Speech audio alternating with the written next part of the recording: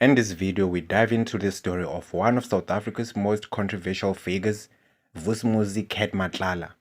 Born and raised in Mamelodi, Pretoria, Matlala rose from humble beginnings to become a high-profile businessman and ultimately an accused criminal at the center of major corruption and policing controversies. He's been called the Tender King and alleged leader of a cartel. Over the next few minutes, we'll unpack his background, how he built his empire, the scandals that have engulfed him, and what his story tells us about power, business, and public institutions in South Africa. Matlala grew up in Mamelodi under challenging conditions, raised by a single mother and attending Litlabile High School. After matriculating, he began buying and selling goods in the township, gradually entering business.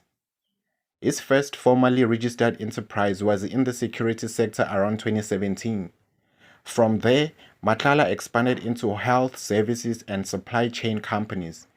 On paper, he became a businessman, running companies like Medicare 24 Tshwane District, owning security firms such as CAT VIP Protection, among others. The nickname CAT is said to stem from his reputation for slipping out of danger and navigating tricky situations. Where things really got attention was when his company started winning major government contracts. In mid-2024, Medicare 24 was awarded a 360 million contract by the South African Police Service for health services provision to their members. But almost immediately, red flags were raised. Internal audits flagged irregularities, operating licenses missing, questions about whether the business had capacity and whether the procurement process was valid. Beyond the tenders, Matlala's lifestyle came under scrutiny.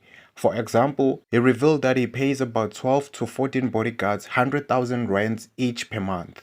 On the public stage, he embraced luxury fashion, designer labels, and high-profile visibility. But with all this rise came serious legal and ethical issues. Matlala is currently charged with attempted murder, conspiracy to commit murder, fraud, and defeating the ends of justice. Investigative bodies, including the Investigating Directorate Against Corruption, have confirmed probes into his business and associates.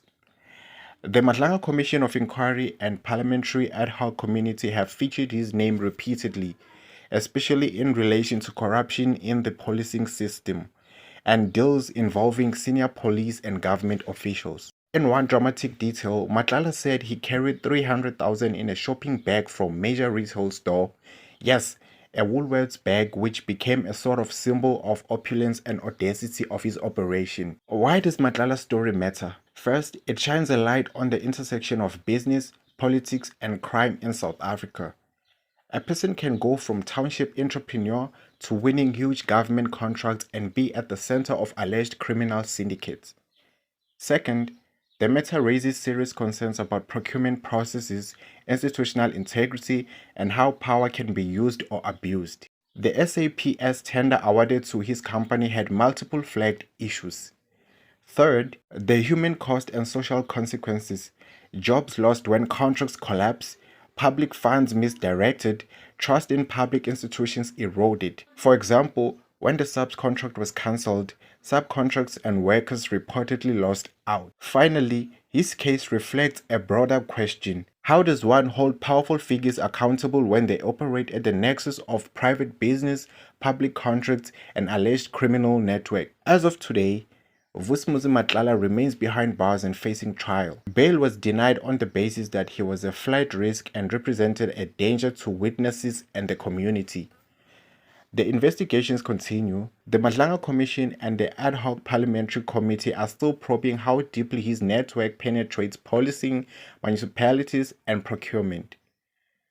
In closing, Matlala's story is cautionary and complex. On the one hand, it is the tale of someone who rose from modest beginnings and built a business empire. On the other, it's a story of alleged criminality, institutional failure, corruption, and the intertwining of power and money. For South Africa, his case poses a challenge. How do we ensure that state resources save the public interest, that business remains fair and transparent, and that individuals, however wealthy or connected, are accountable under the law? Thank you for listening. We'll continue to watch this unfolding story closely.